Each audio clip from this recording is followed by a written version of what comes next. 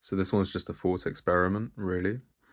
Um, so I just had this thought, and I don't know if thought experiment's the right term to use, but I've had this thought, and I just want to talk about it in order to categorize it somewhere in my experience more clearly, and probably because it will help you as well.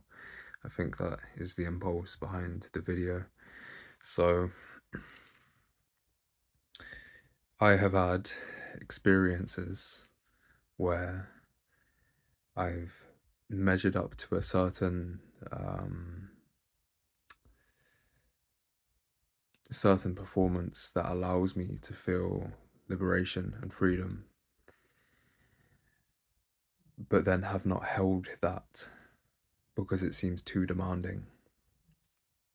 And I'm sure that we've all experienced this, where we've all experienced liberation and a state where things have been good and it's been due to our own um, choices, choices and action and embodiment from specific, very specific choices about the way that we orient in life, the way that we are. So life has shown us, the point of this video is that life has shown us that yes, this is the way.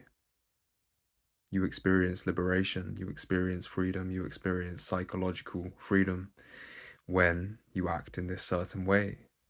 But for us, it's been too demanding. So we've pulled back into ego state, into I want, I need, I crave, rather than I am this, I am that, holding strong, firm stances in empowered states. Really, just an empowered state, but through different avenues that we may have achieved this. So the point is, I'm waffling a little bit, but the point is that life has shown us the direction for a reason. For a reason. It said it's this way. It's this way. But what our ego, our psychological nature does is it pulls back and says, well, actually, maybe I'll try a different way. Or maybe it doesn't have to be this extreme.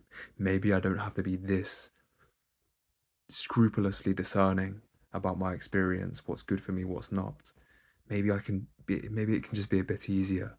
Maybe I can take my desires with me. It's easier for a camel to pass through the eye of a needle than it is for a rich man to enter the kingdom of heaven, is written in the Bible, which means you cannot take your desires with you. You cannot take your riches. You cannot be rich in your experience with things. You can't be holding everything, taking everything. You need to be poor in spirit. The poor in spirit will,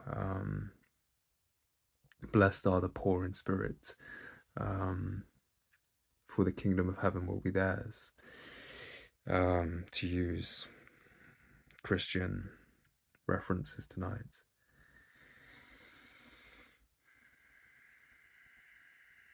The ego says there must be an easier way. There must be a way that's less sacrificing, less surrendering. But the mere fact that we've had the experience of the kingdom of heaven in the past, of psychological freedom, psychological relaxation, that's all the kingdom of heaven is. Kingdom of heaven is here on earth. It's here. So it's not something special. It's not something,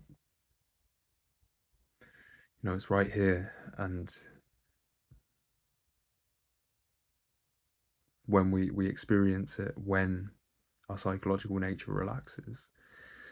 So the fact that we've been that way, I'm repeating myself, but the fact that we've been that way and it worked, that happened for a reason. Life is intelligent, it speaks to us, speaks to us.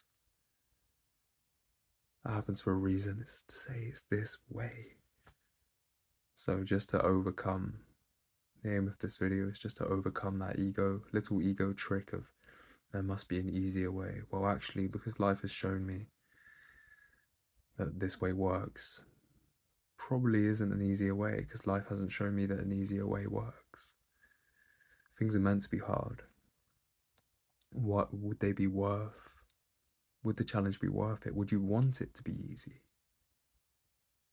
What would Earth be like if it was easy? Because that would be for everyone too. What would it be like? What is this plane about?